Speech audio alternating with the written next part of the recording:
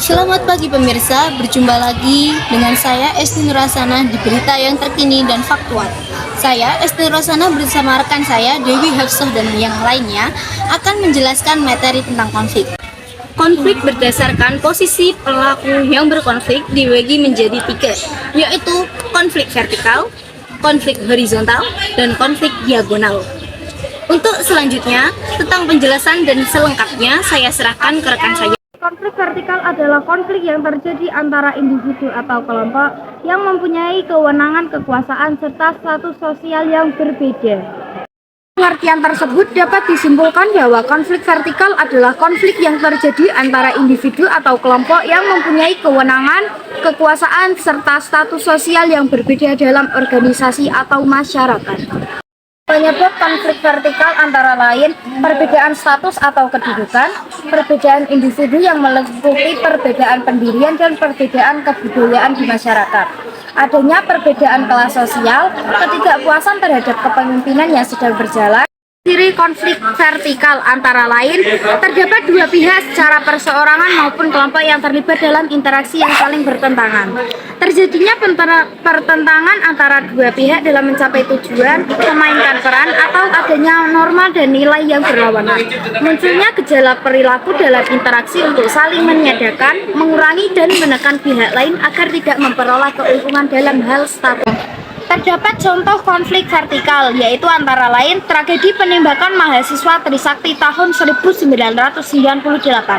Konflik ini mengakibatkan kerusuhan karena aparat telah melakukan penembakan kepada mahasiswa Trisakti.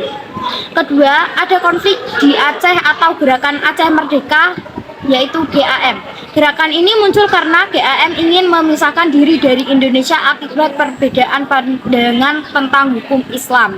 Cara mengatasi konflik vertikal, yaitu antara lain: pertama, fokus menyelesaikan masalah; kedua, mengendalikan emosi; ketiga, melakukan diskusi; keempat, hindari membahas masalah lain; kelima, memberi kesempatan pada pihak lain untuk berpendapat; keenam, mendengarkan dengan baik; ketujuh, meminta jeda jika emosi; delapan, mencoba saling memaafkan. Berikutnya yaitu konflik horizontal. Horizontal adalah bentuk konflik yang pada umumnya terjadi di masyarakat, baik antar individu maupun kelompok, yang memiliki kedudukan relatif sama. Penyebab konflik horizontal yaitu otonomi daerah dan ketidakcakapan pemimpinan bisa menjadi salah satu pemicu konflik horizontal. Pemimpin daerah yang cenderung menjadi raja-raja kecil di daerah akan memunculkan rasa kedaerahan atau kesukaan yang kuat dan kurang menghargai negara sebagai entitas utama. Ciri-ciri konflik horizontal: 1. Terjadi masyarakat individu maupun kelompok. 2. Disertai dengan pertikaian. 3. Terjadi dengan derajat yang sama. Contoh konflik horizontal adalah tawuran. Hal tersebut dikarenakan mereka adalah kelompok siswa yang memiliki status yang sama dalam masyarakat.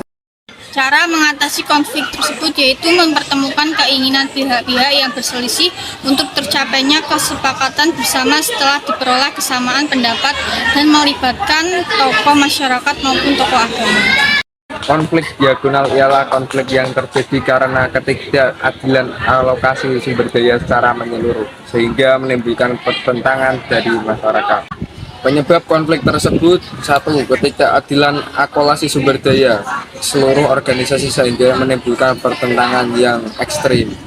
Ciri-ciri konflik diagonal: 1. Ditandai dengan ketidakadilan secara menyeluruh. 2. Ditandai dengan pertentangan masyarakat. 3. Ditandai dengan pertentangan yang ekstrim. Contoh konflik dari diagonal yaitu konflik antara para pilot suatu maskapai dengan manajemen karena ketidakadilan jumlah gaji yang diterima. Cara mengatasi konflik diagonal yaitu 1. Fokus pada penyelesaian konflik. 2. Menggunakan kepala dingin. 3. Melakukan diskusi. 4. Memperjelas pokok masalah yang ada. 5. Menjadi pendengar yang baik. Pemirsa, sekian berita konflik pada hari ini.